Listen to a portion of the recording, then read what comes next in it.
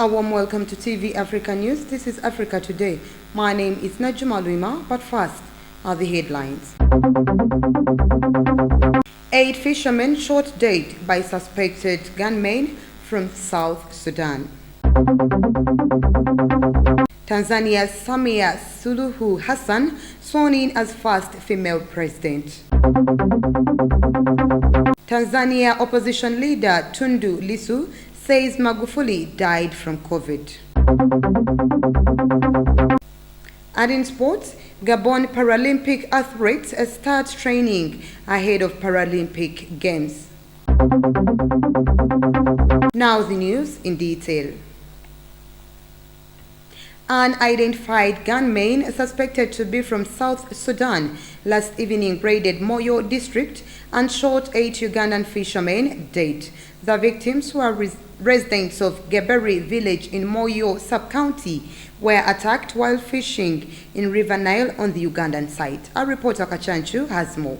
Unidentified gunmen suspected to be from South Sudan last evening raided Moyo district and shot 8 Ugandan fishermen dead. The victims, who were residents of Gibari village in Moyo sub-county, were attacked while fishing in River Nile on the Ugandan side. Mr. Moses Tumwine, the district internal security officer, confirmed the shooting and said a fisherman who survived the attack was undergoing treatment at a health facility in Moyo district. The survivor, who sustained injuries on the head, has been admitted to Bilbao Health Center 3 in Moyo sub-county. In the latest attack, the security personnel said they were still investigating to ascertain which armed group attacked the fishermen. Africa Today, Kachanchu Mtabazi reporting. Moving on, Mr. Robert Ongodia, the CEO of Opportunity Bank, has encouraged people who want to venture in business to first acquire knowledge and skills in regards to the type of business one wants to start. This was his message while presiding over the Business Equilibrium Forum, focusing on status and business in the post-COVID era, held at Nob View Hotel, Ntinda in Kampala. Our reporter Nahabwe has more. The panelists were led by Mr. Robert Ongadia, who is the CEO of Opportunity Bank Uganda. In his message, Mr. Ongadia advised everyone intending to venture into business to always first seek advice and skills about business one wants to start.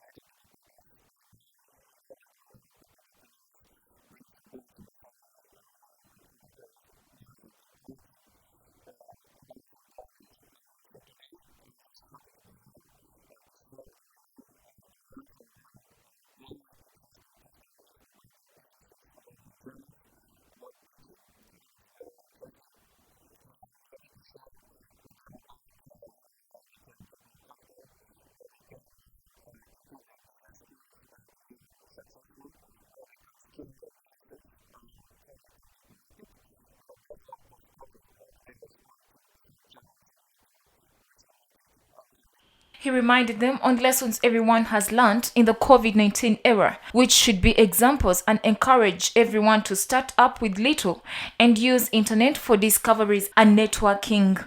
Sekajo William, who is a chef, urges girls to find a way of starting up small retails other than resorting to marriage after school. Abi points out discipline as a key in success of businesses and encourage people to be innovative and explore other ventures. So when you reflect on what you can do, it builds confidence for you to bring out the best out of the employees and you as an individual. Then the other thing is also not giving up on yourself. The baking journey has moved a different, it has moved a long journey where it was. We appreciate everyone's contribution. The presence of a cake shop that is run by Ashabateng and the team. and the rest of other people.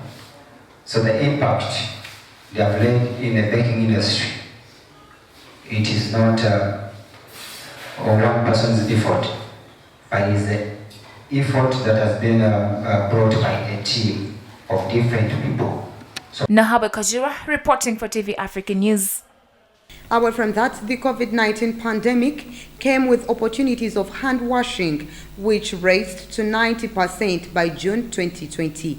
This was revealed by Environmental Health and Sanitation during the national commemoration of the World Sanitation Day at the Ministry of Health headquarters in Kampala. Nalugo reports. This year's commemoration of the World Sanitation Day was held under the theme Good Sanitation and Hygiene for Strengthening COVID-19 Response at the Ministry of Health headquarters in Kampala.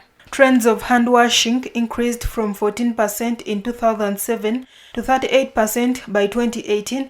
However, the COVID-19 pandemic saw a rise for demand of hand washing facilities in institutions, which helped towards meeting the targets of good hygiene and sanitation. Urbanization has been cited among the limitations to good hygiene, especially in urban areas. The population rapidly grew, with 4.2 billion people in 2018 worldwide, where 2.5 billion don't have access to improved sanitation. Dr. Pade Joseph Walter, the Commissioner for Urban Development in the Ministry of Lands, Housing and Urban Development, said population growth results to overcrowding, which worsened sanitation, especially in slum areas.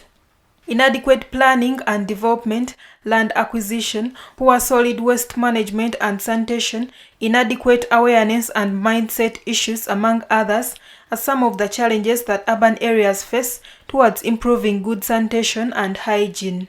Nalgo Muyingo, Africa Today. Let's take a very quick short break. We will be right back.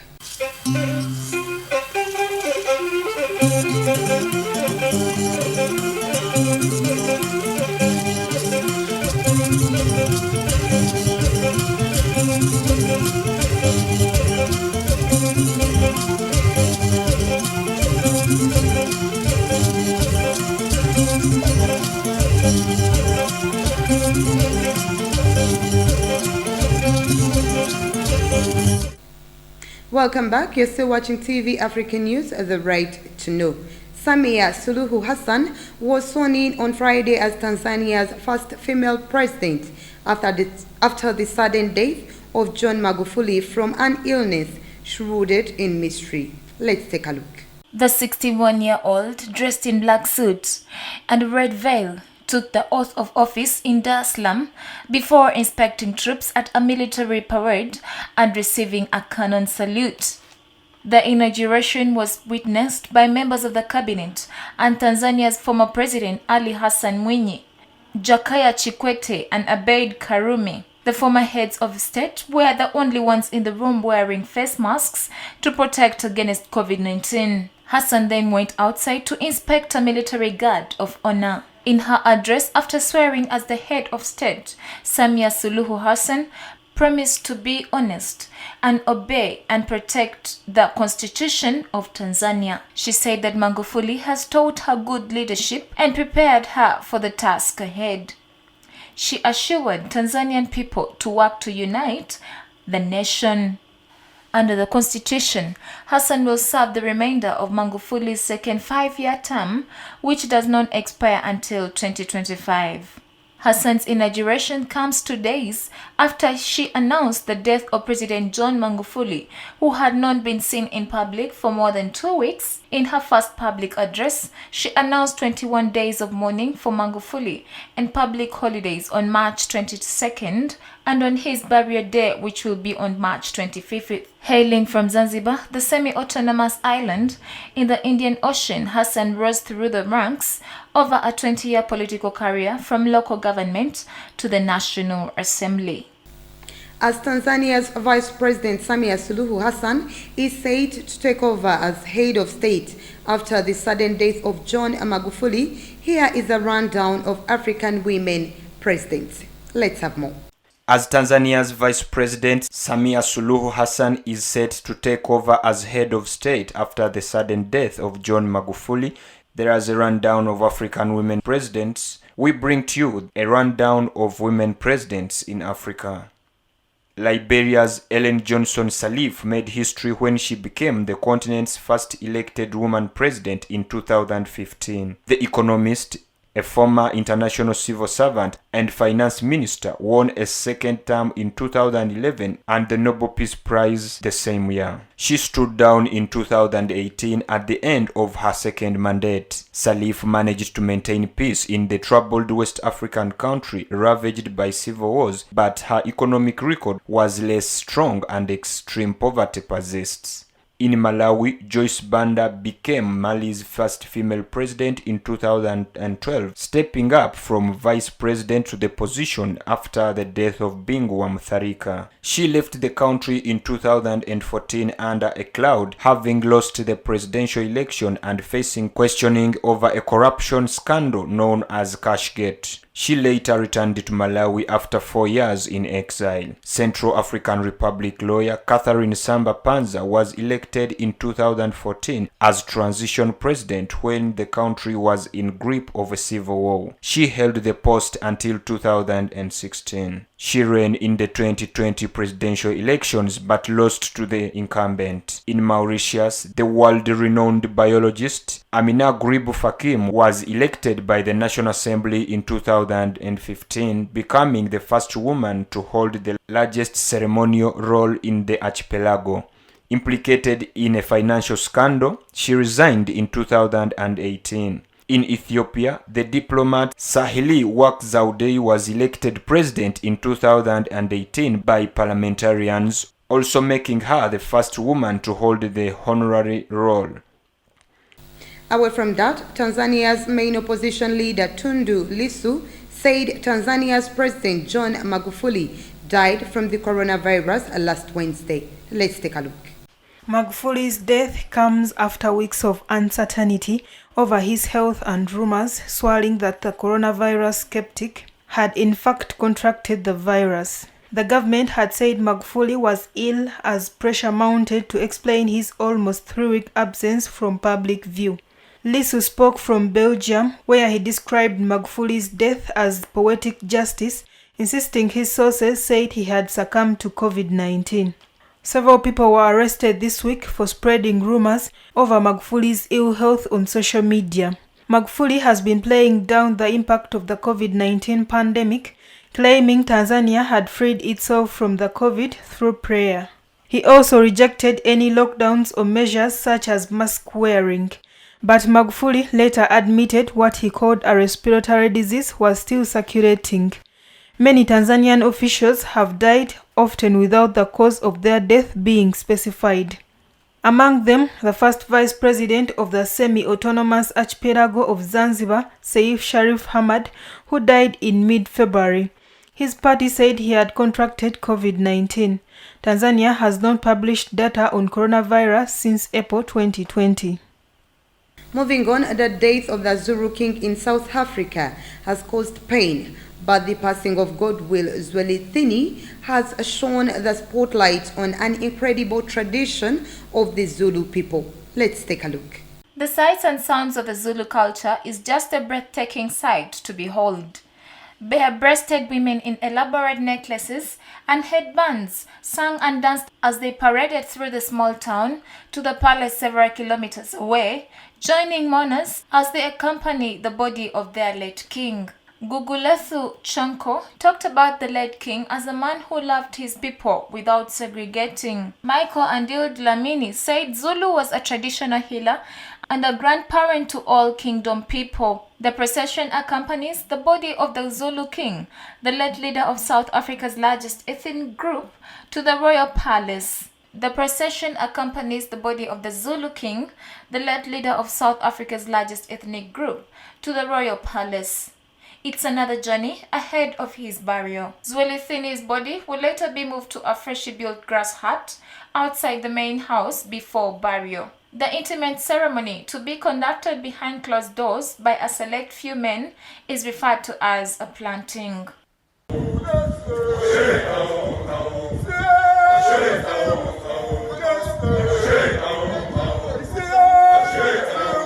Away from that, Hundreds of Moroccans protested Thursday after Algeria expelled farmers from a disputed border area where they had long been allowed to farm. Let's have more. The border between regional rivals Algeria and Morocco has been closed since 1994, but Algerians had allowed some 30 Moroccan farming households to use an area of farmland known to Moroccans as Alger and Algerians as La Roda Oasis. Relationship between two North African countries have worsened in the recent months. Algiers had given Moroccan farmers exploiting this Algerian land an agreed time frame to leave the area and close the border post at midnight Wednesday evening, according to the official Algerian news agency. Shops shut their doors and hundreds of people marched through the border town of Fujig. Moroccan officials had organized a meeting with the residents to examine possible solutions to mitigate the impact of the move. On Thursday, agri protests hoping to reach the disputed area of farmland were stopped and looted by Moroccan police. Let's once again take a very quick short break. We will be right back.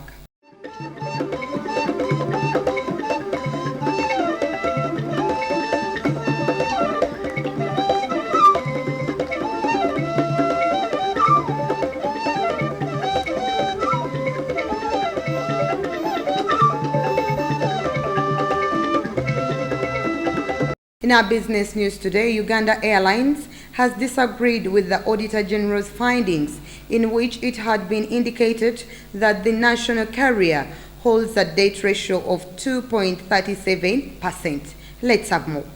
Uganda Airlines has disagreed with the Auditor General's findings, in which it had been indicated that the national carrier holds a debt ratio of 2.35%.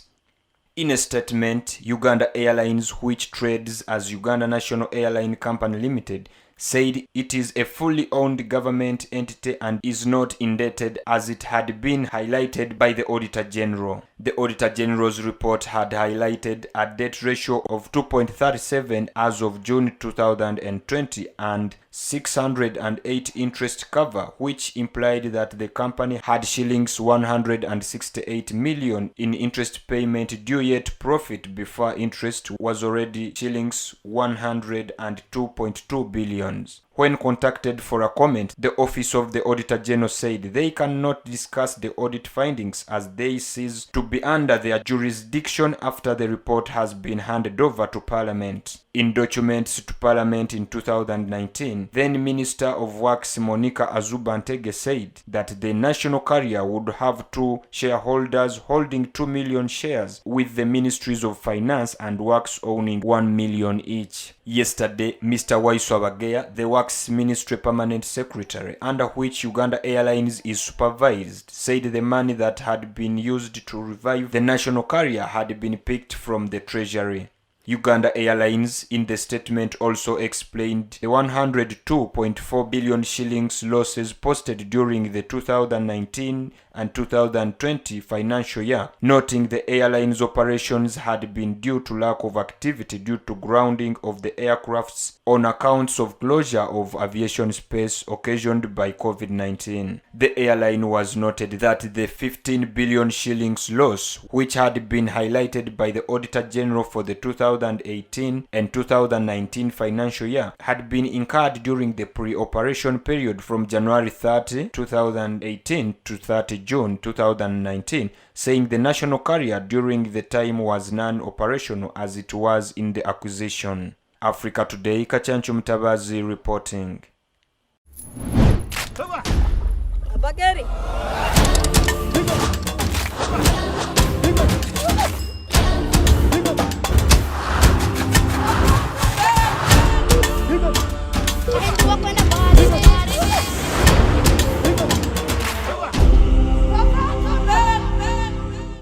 Welcome back. You're still watching TV Africa News, the right to know.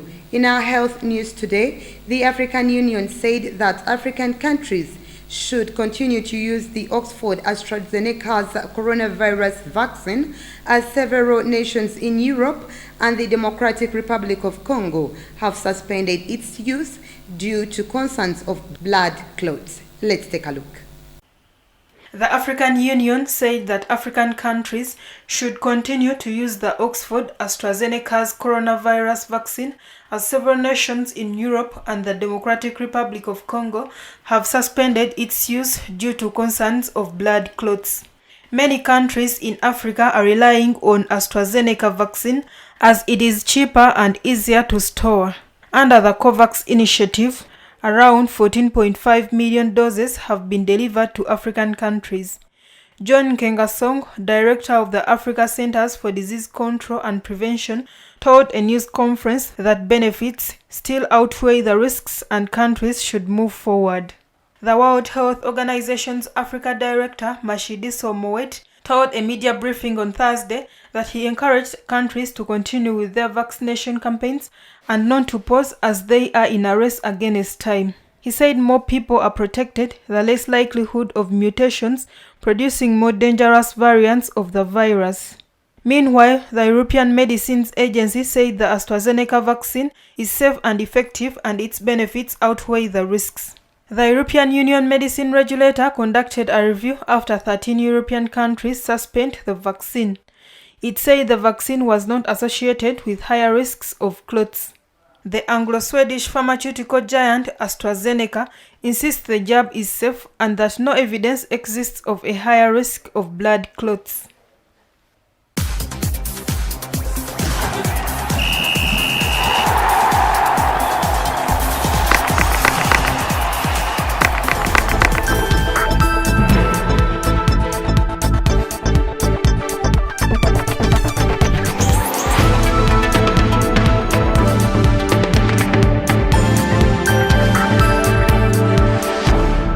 And in sports, Gabonese Devi Mokani says he has every reason to dream of mounting the podium at the Paralympic Games in Tokyo in August.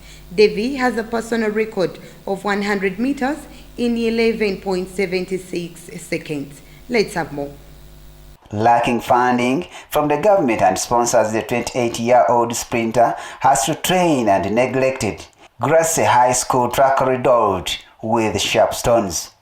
The red lines of the track have been all but elapsed by the passage of time and other feet, but these are problems that the young athlete and his two teammates are sadly used to. At the Owendo Stadium, some 10 kilometers from the capital, the runner takes off like a bullet, throwing everything he has into the training for the 100 and 200 meters under the watchful eye of his coach.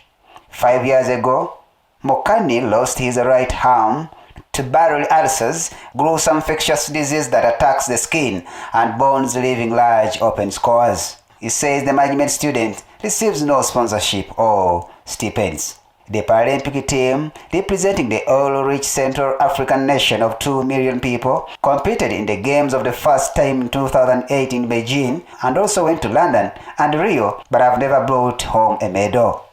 Until 2014, the federation had an annual budget of 50 million CFA francs, about $100,000, equals to 75,000 euros, but the state, through rich with oil money, despite falling demand, has since stopped its support. He has been using the same competition machine to decade Sylvia Bongo Dimba Foundation, named after Gabon's first lady, and feels at disadvantage. Sports Minister Frank Nguema acknowledged the Paralympic sports are not sufficiently developed in the country, with a few athletes and their federation trying to keep that flame burning and having a hard time getting wide embracing support from the state. It was only at that last minute that Gabon released funds to allow the 3 athletes to travel to Tunis to compete in the Olympic qualifiers currently underway. Now, before we end our news bulletin today, let's take a recap of our top stories. 8 fishermen shot dead by suspected gunmen from South Sudan. Tanzania's Samia Suluhu Hassan sworn in as first female president. Tanzania opposition leader Tundu Lissu says Magufuli died from COVID. And in sports, Gabon Paralympic athletes start training ahead of Paralympic Games. That was the news. Thank you for always keeping it TV Africa. Please do stay tuned. More programming coming your way. This is Africa, and that was the news.